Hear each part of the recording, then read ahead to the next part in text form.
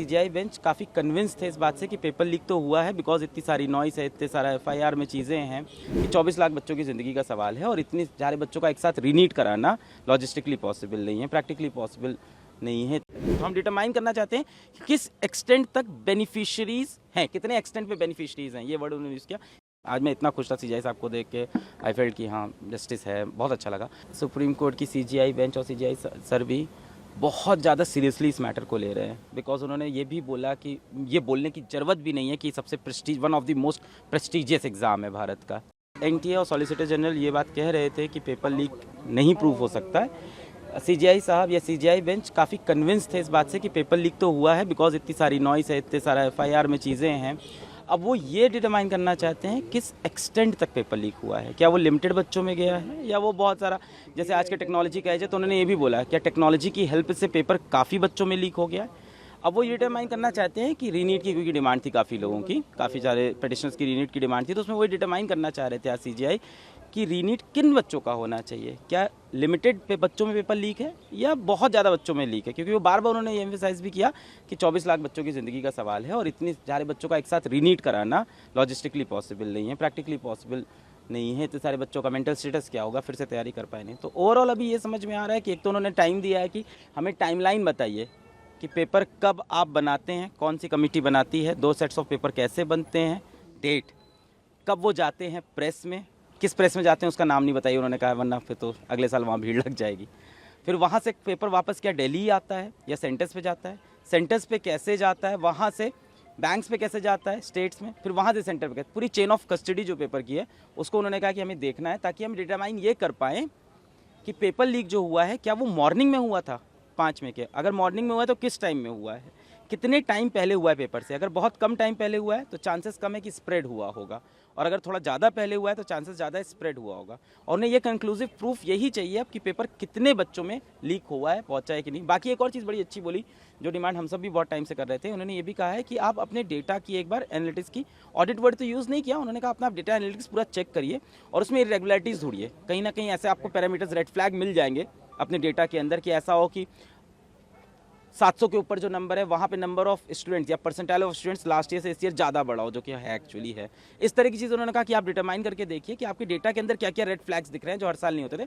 और ये भी कहा कि हो सके तो ये गवर्नमेंट, मतलब आप खुद ना करके किसी और एजेंसी से कराएं, एनटीए खुद ना करे, कोई और एजेंसी करे, इस डेटा को ऑडिट करे, वहाँ से रेगुलरिटीज़ मिले। तो अभी तो इन्होंने ये बोला है वेडनेसडे तक का टाइम दिया है कि ये सारी चीज़ें सबमिट करें, फिर थर्सडे को उस पर सुनवाई करेंगे। ओवरऑल ऐसा लगा कि सीजीआई साहब ने काफ़ी बच्चों की बात सुनी। सुप्रीम कोर्ट ने ये भी कहा, चीफ जस्टिस की अगर बात की जाए, कि उन्होंने कहा कि 24 लाख छात्रों के भविष्य का सवाल है, हमें हर चीज़ जो है वो तह तक जाकर देखना होगा।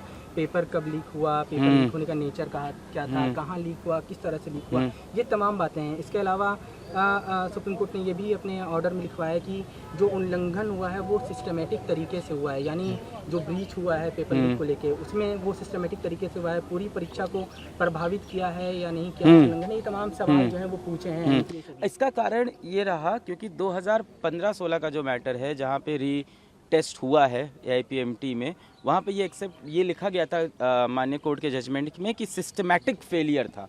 तो सिस्टमैटिक फेलियर के अंदर जब होता है तो उसके अंदर रीटेस्ट आपको कराना पड़ सकता है। तो ये डिटरमाइन करना चाहते हैं कि सिस्टमैटिक फेलियर है या कुछ लोगों की मैल प्रैक्टिसेस के अंदर इन्वॉल्व है। जैसे बिहार पुलिस की जब आप FIR की कॉपी पढ़ेंगे डिटेल में, मैंने कई बार पढ़ी, उसके अंदर लिखा हुआ है कि कुछ NTA के ऑफिशियल भी इन्वॉल्व थे, विच मीन सिस्टमैटिक फेलियर। इसीलिए शायद वो पूरी कस्टडी ऑफ पेपर जानना चाहते हैं, कहाँ से कहाँ गया, कि इसके अंदर सिस्टमैटिक फेलियर है कि नहीं है। इसके सिवा गोधरा वाले मुद्दे पर भी काफ़ी देर चर्चा हुई है। सभी मुद्दों को 2 घंटे तक डिटेल में सुना गया है, इतने समय में इतना ही सुन सकते थे। तो डिटेल में गोधरा वाला मुद्दा भी सुना गया है, बिहार का मुद्दा भी सुना गया है, इवन ग्रेस नंबर का मुद्दा भी डिटेल में सुना गया है। एक सेंटर से 6 बच्चे कैसे 720 में 720 ला सकते हैं, ये भी सुना गया है।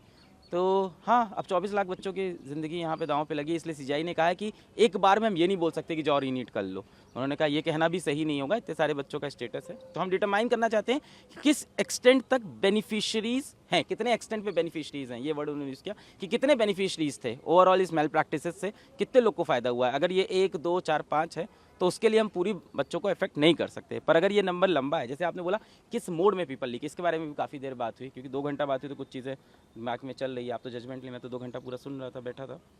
एक बड़ा अच्छा चीज़ उन्होंने ये भी बोला कि जो आप पेपर डिस्ट्रीब्यूट करते हो, जो chain of custody of paper है, जब आप प्रिंट पे जाता है, वापस दिल्ली आता है कि नहीं ये बताया नहीं उन्होंने सॉलिसिटर जनरल ने कहा कि हम पूरा पूछ के सब चीज़ लाएंगे।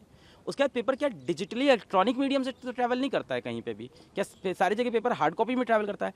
अगर इलेक्ट्रॉनिक ट्रैवल करता है तो उन्होंने कहा कि हमारे पास इतनी अच्छी एजेंसीज़ हैं, हमारे पास इतने साइबर एजेंसी, इतनी स्ट्रॉन्ग साइबर एजेंसीज, टेक्नोलॉजिकली हम इतने स्ट्रॉन्ग है, तो वहाँ से हम ये पता लगाएं कि जिस टाइम पेपर डिस्ट्रीब्यूट हो रहा था वहाँ तो कोई चांस नहीं।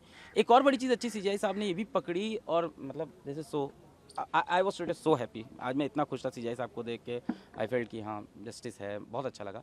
उन्होंने एक चीज़ और बड़ी अच्छी बोली कि कितने अब्रॉड में कहाँ कहाँ पे पेपर कंडक्ट होता है, भारत से बाहर कितने सेंटर्स हैं, और वहाँ पेपर कैसे पहुँचता है, क्या वहाँ पेपर डिजिटली पहुँचता है? अगर डिजिटली पहुँचता है तो लीक होने के चांसेस क्या हो सकते हैं? तो उन्होंने ये भी बात की कि हम कोई टेक्नोलॉजी सेक्टर लगाएं, कोई साइबर ऑडिट लगाएं, ऑडिट वर्ड तो नहीं हुआ था, कि किस तरह से हम साइबर सिक्योरिटी लगाएं और पता करें कि पेपर कहीं डिजिटली तो लीक नहीं हुआ है। फिलहाल काउंसलिंग की अगर बात की जाए तो जिस तरह से पहले ही सुप्रीम कोर्ट की काउंसलिंग से पहले ही रोक लगी थी, वो रोक जारी रहेगी? प्रैक्टिकली तो 11 जुलाई को सुनवाई प्रैक्टिकली तो ऐसा ही लगता है कैसे मुझे भी। देखते हैं आप, और क्या उम्मीद करते हैं जिस तरह से आज हियरिंग हुई, आपको लगता है कि रीनीट का ऑर्डर? देखिए, आज की हियरिंग से ये समझ में आया कि माननीय सुप्रीम कोर्ट की CGI बेंच और CGI सर भी बहुत ज़्यादा सीरियसली इस मैटर को ले रहे हैं, बिकॉज उन्होंने ये भी बोला कि ये बोलने की ज़रूरत भी नहीं है कि सबसे one of the most prestigious exam है भारत का, नीट का एग्ज़ाम, और इसके अंदर किसी भी तरह की इरेगुलरिटी हो रही है तो दिक्कत है। दूसरा, आप ये भी देखो, उन्होंने ये भी बोला, बड़ी ही देखा जाए तो बड़ी दूरदर्शी भी थी, उन्होंने बोला नेक्स्ट ईयर क्या स्टेप लेंगे आप कि अगली बार ऐसा लीक ना हो। चलो ठीक है, इस बार लीक हो गया पेपर, उन्होंने ज़्यादा प्रिज्यूम किया ये चीज़ कि लीक हुआ है, क्योंकि प्रूफ्स काफ़ी सारे सामने थे। उनका नेक्स्ट ईयर नहीं लीक हो, इस बात को आप कैसे इंश्योर करेंगे, कैसे SOP इम्प्लीमेंट होंगे? तो ओवरऑल इस सबसे होपफुल तो है कि जो डिसीजन आएगा बच्चों के फेवर में होगा और वो जस्टिस होगी। पर हाँ, ऐसे में यही है कि वैसे फैसलों में फैसले आ सकते हैं, न्याय आना बहुत मुश्किल है। रीनीट होता है तो भी बहुत बड़ी दिक्कत है बहुत से बच्चों के लिए जिन्होंने अच्छा परफॉर्म किया, नहीं होता है तो पता नहीं, तो भी दिक्कत है शायद, अगर पूरा प्रोसेस ब्रीच्ड है तो इस बारे में कहना भी डिफिकल्ट है। डिसिप्लिनरी कमेटी फॉर्म करने की भी बात की है ताकि यस बात की उस बारे में कि एक कमेटी बनाई जाए। उन्होंने ये भी सजेशन दिया क्या उसके अंदर किसी सुप्रीम कोर्ट के ही जज को हम अपॉइंट कर दें, इस बारे में भी बात की। हाँ, इसके बारे में बात की है कि ऐसी कोई कमेटी बना जाए, बट अभी तो CBI से ही मांगी है इंस्टेंट रिपोर्ट और सारे डेटा मांगे हैं।